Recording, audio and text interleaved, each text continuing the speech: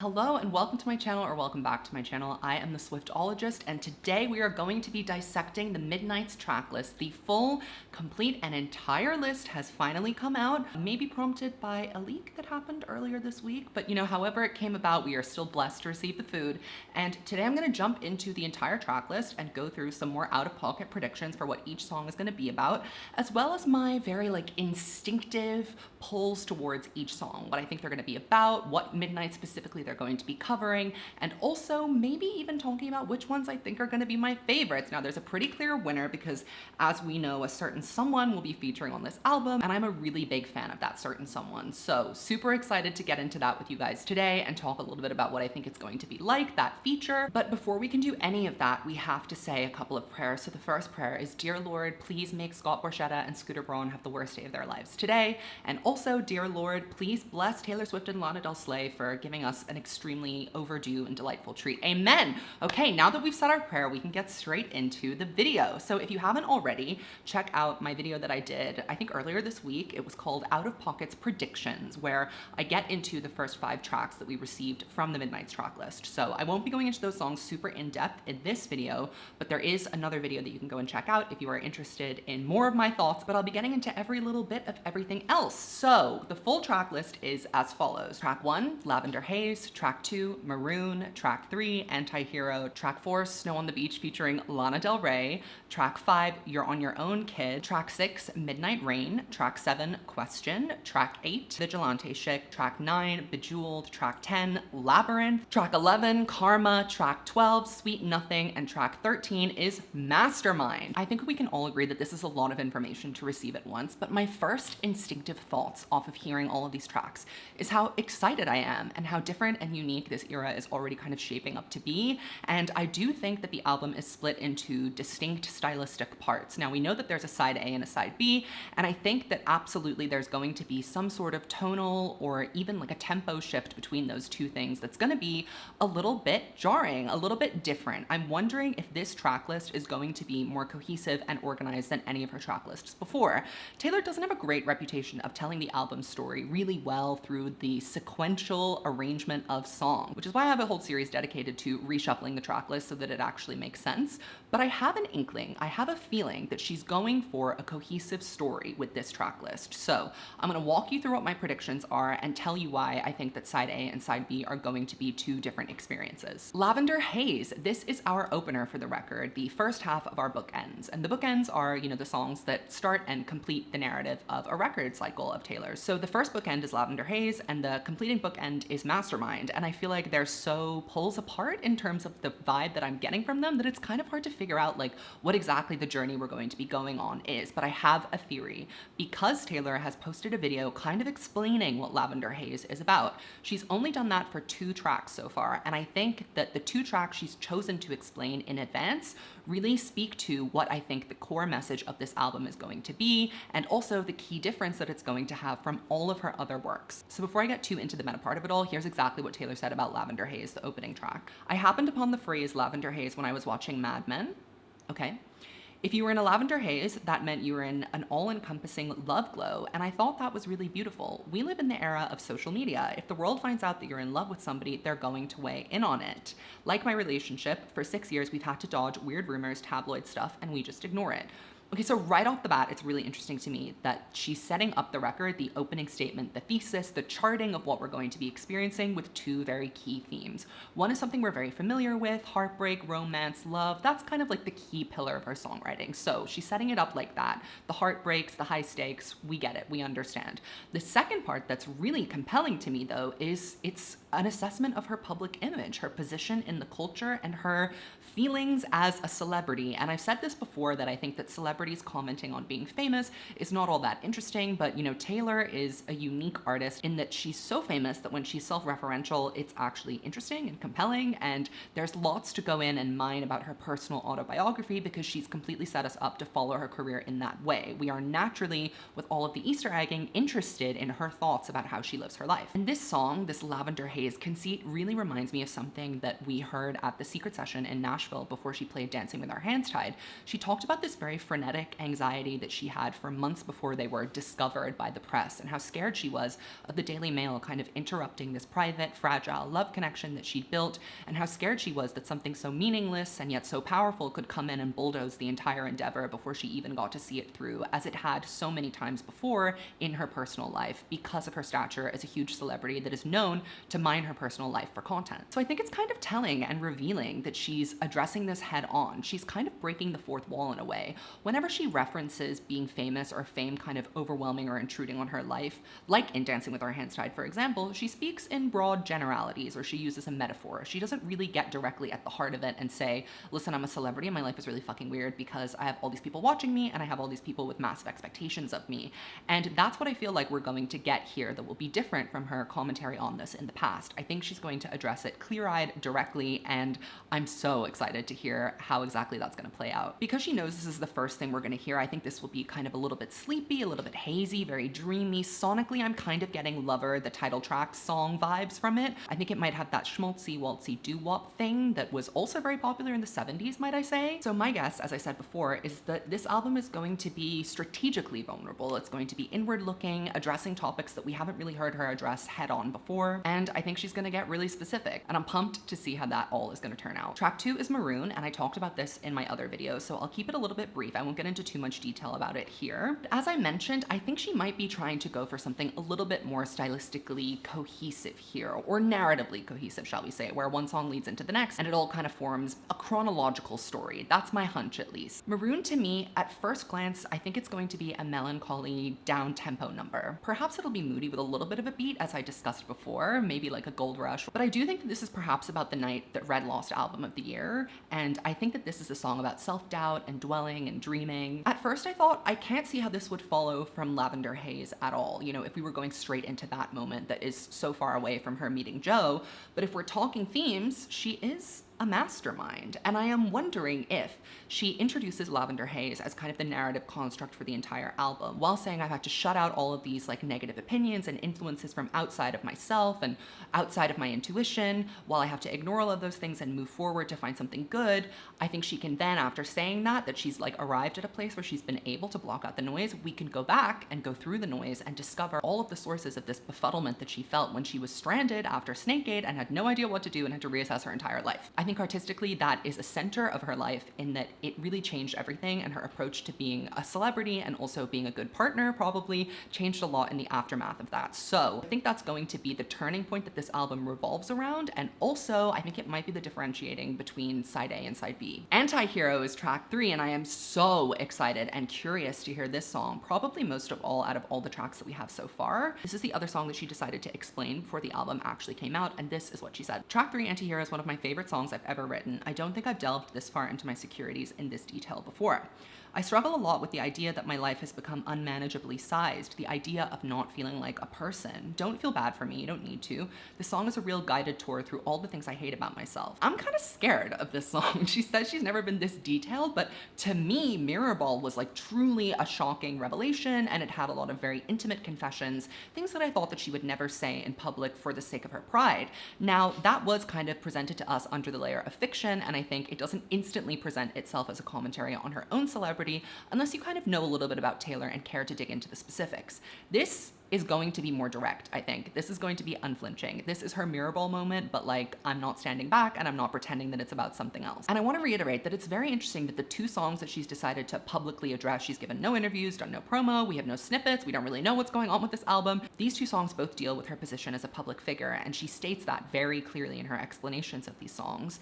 And I think she's shied away from that before for fear of sounding like she's complaining or whining or overreacting. And I'm always on board for an extremely honest Taylor. Even if that can come across as a little bit out of touch sometimes, I always appreciate her being candid as long as the music is good. Most of the time I have no doubt with her that the music is going to be good, so that doesn't really trouble me. I just wonder, like, how are other people going to respond to this level of candidness if it's as frank as she says? And I don't think I can stress enough how rare it is for her to actually break the fourth wall in a meaningful way. It has quite literally never been done in song by Taylor Swift before. She's expressed nothing but love and gratitude for her fans and this life that she's built, as she should, but also it can't be easy. see. There are so many different competing expectations of her, and her fans place an impossibly high pressure on her to mastermind this entire plan and pay extraordinary amounts of detail to everything that she does, which has absolutely led to us overanalyzing her life and being a little bit invasive about it. I'm sure I have done that. From time to time. I know there are others that absolutely do it and cross lines constantly, and it's kind of a thing where she asked for it. She set it up this way, and she has to deal with the consequences of it. So I'm wondering if she'll address that a little bit in this song. I would be very curious. Snow on the Beach, featuring Lana Del Rey. I am so used to giving and now I get to receive. I knew something was up when I saw that picture of Taylor, Jack, and Lana. I just knew that they weren't getting together to shoot the shit and read the Daily Mail. They were there to do work and win the Nobel Peace Prize for literature. That's what I knew they were going to be doing, and you know what? They've come together, they've decided to achieve that goal. If you haven't been here before, I'm a huge Lana Del Rey fan, so I'm obviously massively excited for this. I'm a little bit scared because I don't think that it can possibly live up to my expectation, but then again, I have no expectation because I can't picture what a Lana and Taylor collab would sound like beyond that mashup of Wildest Dreams and Without You when everyone was trying to accuse Taylor of ripping Lana off. I'm mostly excited though, and I can't wait to see how it turns out. I have a feeling it's going to be very dreamy, kind of given the poetic nature of the title and the elemental vibe of it. I really think that it's going to be honeymoon-esque sonically. I categorize Lana albums into like cool tone albums and warm tone albums. So for example, Born to Die is a warm tone album. Norman fucking Rockwell is a warm tone album. Chemtrails Over the Country Club is a cool tone album. Ultraviolence is a cool tone album. Lust for Life is a warm tone album. Honeymoon is a cool tone album. And that is where I think that the sonic inspiration is really going to draw from. I don't know why, but I'm getting a spidey sense that tells me Terrence Loves You had something to do with the creation of this song. So I think that it's going to be very dreamy, very ethereal. I think it's highly unlikely it's going to be an upbeat number. I actually think that side A is going to be entirely more mid-tempo, downbeat, introspective, and reflective, kind of a spoiler alert for what I think side A is going to be about. But I think the easiest reference point for Taylor when she's venturing into Lana's discography is definitely Born to Die, and that's a production style that she has mimicked time and time again, most recently on Miss Americana and the Heartbreak Prince, but before that on Wildest Dreams. She has really been a massive sonic influence for Taylor, specifically in the way that things sound, not necessarily lyrically, because Taylor is a very competent and powerful lyricist in a completely different way to Lana is. So I'm interested to see where they're going to meet and what part of Lana's discography Taylor was most drawn to. I think that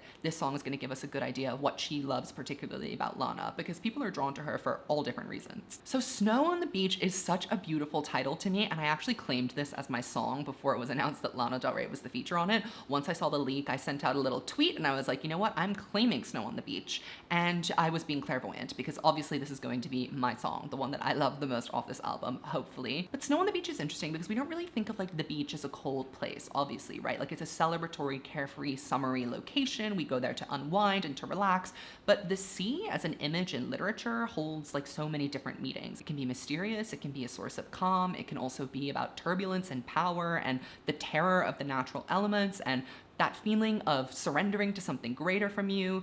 Snow on the beach, an extremely cold and harsh terrain. It's going to be solitary and reflective. I think it might even be like a pacing the rocks staring out at the midnight sea vibe.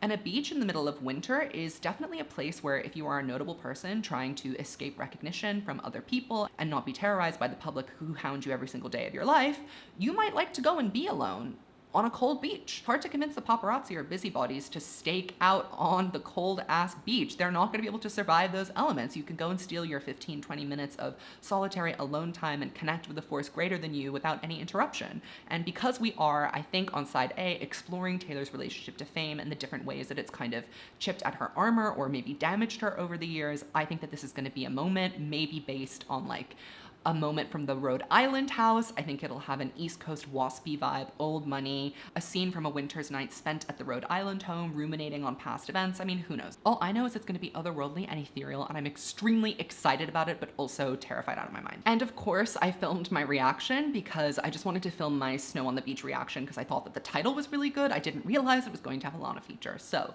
here is my very embarrassing photo booth filmed reaction that I filmed earlier today just for you. Okay, Taylor is like 2 minutes late. It's 4:02 p.m. and she's supposed to have announced this already, so I'm gonna refresh her TikTok one more time.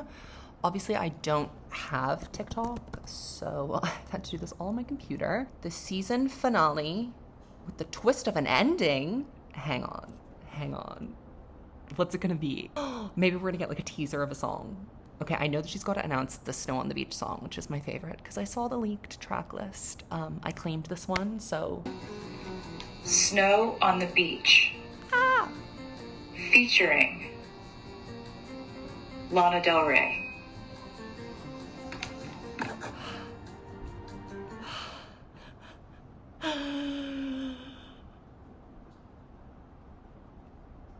Why are there tears in my eyes?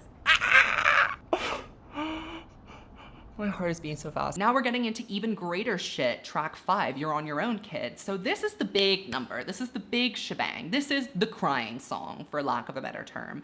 Honestly, this is a really interesting title. I think it sounds like something that was said to her, something with kind of like a paternal vibe to it, or maybe even an inner voice or an omniscient voice, like God giving you this feeling, like, damn, okay, this is the moment where I have to be by myself and stand on my own 2 feet and take on the world, because who else is gonna do it for me? No one. My first instinct when I heard this was to think that it's picking up where Never Grow Up left off. So moving into her Nashville apartment for the first time all those years ago. And the themes she addressed there were the passage of time, getting older, gaining independence, and they were kind of conveyed through this very confused perspective of her singing to a child's friend. Like, the POV is really hard to trail through the song itself, but I think she was circling the drain in that song and not really getting at the real details, how she really felt about leaving home and what the situation she was leaving to move out behind was like. Scott and Andrea's marital issues have been present pretty much since Taylor debuted, and around Speak Now, when Never Grow Up was written and she moved out by herself, I believe they had their divorce. And I've always been super curious to know how her relationship with her parents has impacted her ability to function as an adult, and perhaps this will shed some light on that. Now, that is completely speculation, of course.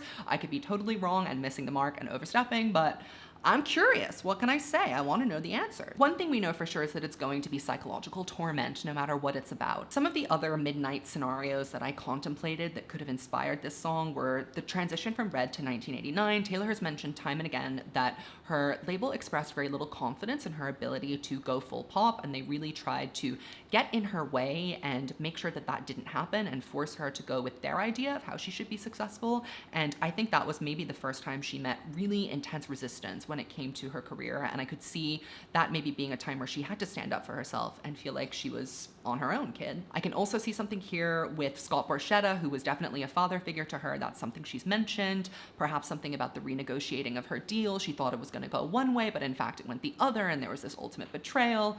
I could also see this about the night after she got home from her Billboard Women in Music speech in 2019. That was a really awkward speech, and it went down really badly. Go watch it. Her delivery was strange. It was not well received in the room. She noted that Scooter Braun was evil, and she also noted that many people in that room relied on him, and there was just this uneasy tension in the air. And I think maybe that could have been the inspiration for this, but you know, as I said, speculative. I think that these first 6 songs are going to be about earlier midnights, with the exception of Lavender Haze, which alludes to the other breakups and heartaches to contrast how great her relationship with Joe is, and how, you know, there was that invisible string and she had to go through so much to get where she is, and before we can figure out how she got there, we need to go back and revisit the past. That's the potential tie-in that I see, but nothing in this first kind of part of the album is really giving me a sweet dream vibe. It's giving me more nightmare. It's giving me more I can't sleep because I'm feeling very tormented about this. Track 6, Midnight Rain. I've talked about this one in my other video too. I'm extremely excited to hear this. This one is the most obvious call out to a younger, wider-eyed version of Taylor. It gives me Fearless the sequel, nostalgic vibes. And also it's interesting because it's where side A ends and side B begins. So if we're doing a tonal shift towards the sweeter dream, I guess this is where it all kicks off.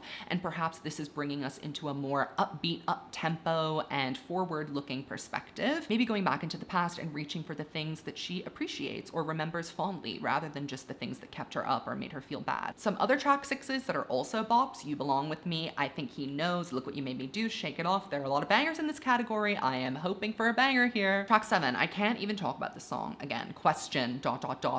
question mark. I addressed this also in my other video, so go and watch that if you want to hear my brain clug and clatter through that as well. But this one is truly terrifying to me because it conjures no direct images in my head of anything. There's actually another song that was recently announced that also had that effect on me, but head empty on this. Is she talking to a lover, a friend, a foe? I don't know, but perhaps this is another bookend of sorts, the beginning of the next section of whatever theme we're going to be getting into here. And the song titles from here on out are kind of wacky and out there. They're very dreamy in the sense that they make absolutely no fucking sense on first glance. They don't really conjure anything specific in your brain.